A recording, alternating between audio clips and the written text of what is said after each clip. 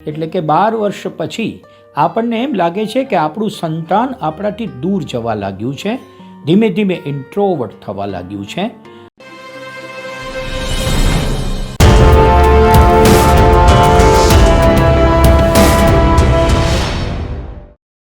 તારુણ્ય એ ગંભીર તબક્કો એટલા માટે છે કે આ સમય દરમિયાન એટલે કે 12 વર્ષ પછી આપણને એમ લાગે છે કે આપણું સંતાન આપણાથી દૂર જવા લાગ્યું છે, ધીમે ધીમે ઇન્ટ્રોવર્ટ થવા લાગ્યું છે.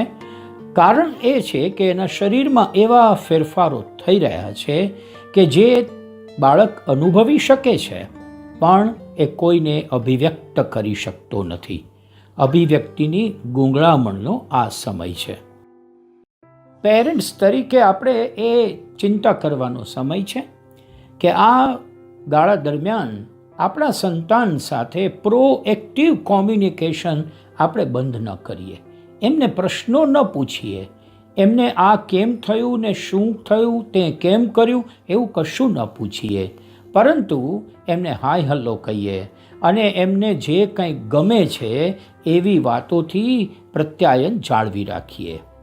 હા, આપણી જવાબદારી બને છે કે આપણા સંતાન સાથે આત્મીયતાનો દોર બરાબર બાંધીને રાખીએ. આ સમય છે કે તે એવા ફેરફારો અનુભવી રહ્યો છે કે જેના માટે તેને બધી વિચિત્રતા લાગે છે. એને ખ્યાલ આવે છે કે મારો અવાજ ઘાટો થઈ રહ્યો છે. દીકરી હોય તો એને થાય છે અવાજ તીણો થઈ રહ્યો છે, મારા ખભા ગોળ અથવા ચોરસ થઈ રહ્યા છે, પણ આ બધું એ પૂછે અથવા કહે કોને? અને એમના મનની અંદર જે પ્રશ્નો છે એ એમને કોઈકને પૂછવા છે, પણ એ માતા પિતાને વડીલ ગણીને પૂછતો નથી. શિક્ષકોને પૂછી શકાય એવું વાતાવરણ કમનસીબે આપણે શાળાઓમાં બનાવી શક્યા નથી. એટલે આ સમય દરમિયાન આ સંતાન પોતાના સમવયસ્કો એટલે કે પિયર ગ્રુપ તરફ વળે છે. અનફોર્ચ્યુનેટલી પિયર ગ્રુપ પણ એના જેટલું જ ઓછું જાણે છે. તારુણ્યાવસ્થાનો આ ગાળો જે 12 થી 19 વર્ષ સુધીનો છે એ દરમિયાન આપણને આપણા દીકરા કે દીકરીની બિહેવિયર થોડી વિચિત્ર લાગે છે. હવે તે સામા પ્રશ્નો કરે છે, હવે તે અણગમો વ્યક્ત કરે છે, હવે તેને ભાઈબંધ અથવા બહેનપણીના મમ્મી પપ્પા વધુ સારા લાગે છે. તેને ભણવું ગમે છે કે નથી ગમતું એ આપણને ખ્યાલ નથી આવતો. આ સમયમાં આપણી જવાબદારી 3 ગણી વધે છે.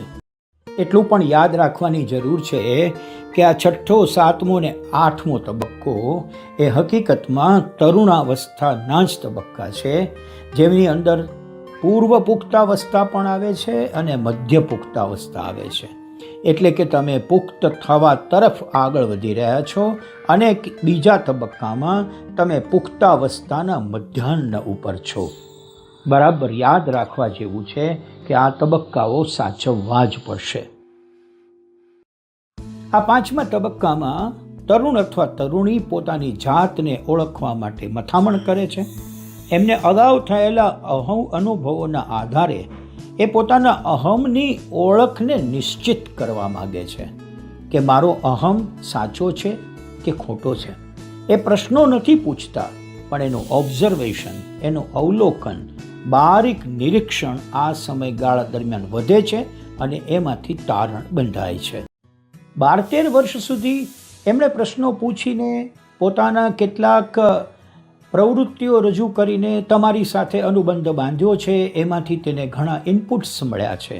એમણે મમ્મી પપ્પાને કશુંક કરતા કશુંક ન કરતા, ક્યારેક સાચું બોલતા ક્યારેક સાચું ન બોલતા વિચિત્ર રીતે અનુભવ્યા છે. હવેનો ગાળો એ બધો જ ડેટા પોતાની રીતે એનાલિસિસ કરી અને પોતાના નિષ્કર્ષ પર પહોંચવાનો છે. હવે જો તરુણ કે તરુણી પોતાની એક ઓળખમાં તમામ ભૂમિકાઓને સુગ્રથિત નહીં કરી શકે તો પોતે ભજવવાની ભિન્ન ભૂમિકાઓ વચ્ચે ગૂંચવણ અનુભવશે.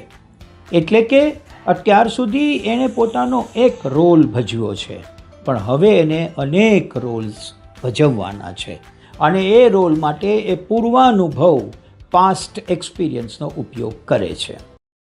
આપણે જે વિકાસના તબક્કાઓની વાત કરી રહ્યા છીએ તેમાં 5મો તબક્કો એ ઓળખ વિરુદ્ધ ભૂમિકા અથવા તો મૂંઝવણનો તબક્કો છે. એમને પોતાની ઓળખ સ્પષ્ટ કરવી છે અને એની સામે છે પોતે અત્યાર સુધી ભજવેલી ભૂમિકા. આ બંનેની વચ્ચે એની મૂંઝવણ વધવાની છે અને એ મૂંઝવણ વધવામાંથી એમણે પોતે એક નિર્ણય ઉપર પહોંચવાનું છે.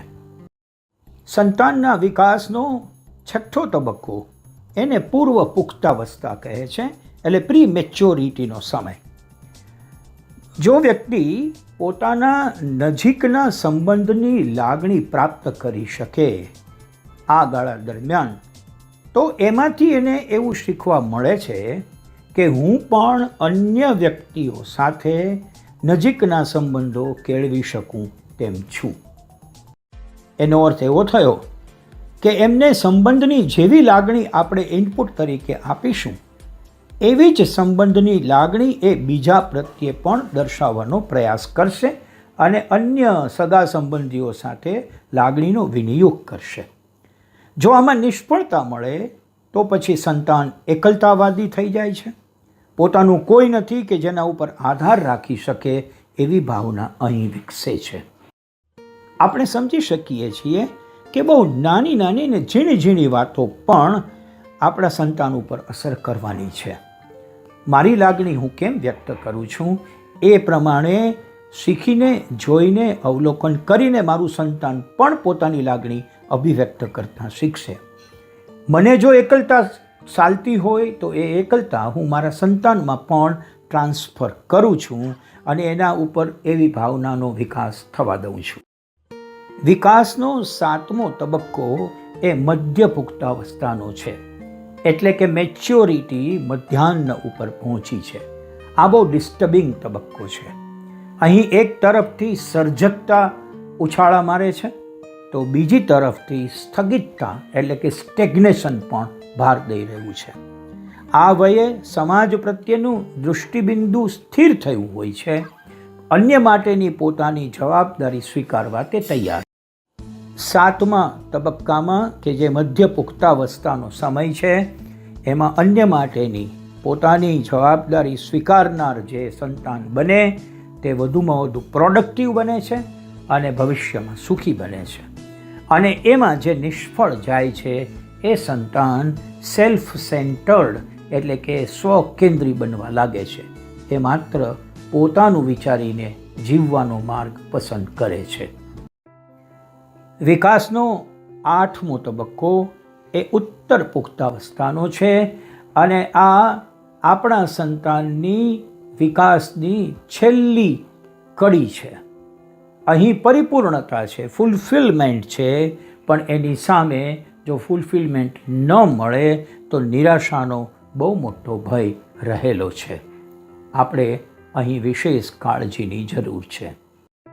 પોસ્ટ મેચ્યોરિટી એટલે કે પુખ્તાવસ્થા પૂર્ણ થયા પછીના ગાળામાં વ્યક્તિનું જીવન જો સંતોષપ્રદ હોય અને પોતાની તથા બીજાની સાથે એકાત્મકતાની લાગણી પ્રાપ્ત કરી હોય તો તેની વૃદ્ધાવસ્થા આનંદપૂર્ણ પસાર થાય છે.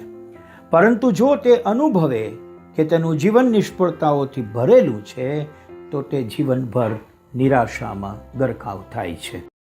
આપણને પ્રશ્ન થાય કે આ વિકાસના 8 તબક્કા તો જાણ્યા, પણ એ દરમિયાન માતા પિતા તરીકે અમારે વિશેષ કઈ કાળજી રાખવી? ઉદાહરણ તરીકે વાત કરું, બાળકોને વાસ્તવિક ધ્યેય નક્કી કરવાની અને તે દિશામાં કામ કરવાની તક આપો. તમારું ધ્યેય એની ઉપર ઠોકી ન બેસાડો. નાના નાના ટાસ્કથી શરૂઆત કરો અને ત્યારબાદ લાંબા ટાસ્કમાં આગળ વધો. તારુણ્યનો ગાળો સમય થાય ત્યારથી એમની સાથે પ્રત્યાયન વધારો. હસી બોલીને વાત કરો. સંગીત આખો દિવસ એની પાસે હસતું રમતું રહે એવું વાતાવરણ સર્જો. મમ્મી પપ્પા તરીકે તમે બંને એકબીજાનો પાક્કો આદર કરો. એકબીજાને ઉતારી ન પાડો. ટીકાઓ તો કોઈ સંજોગોમાં તેની હાજરીમાં ન કરો. આ બધું કરવાથી બાળક ઉપર પોઝિટિવ વાઇબ્રેશન્સ ટ્રાન્સફર થવાના છે.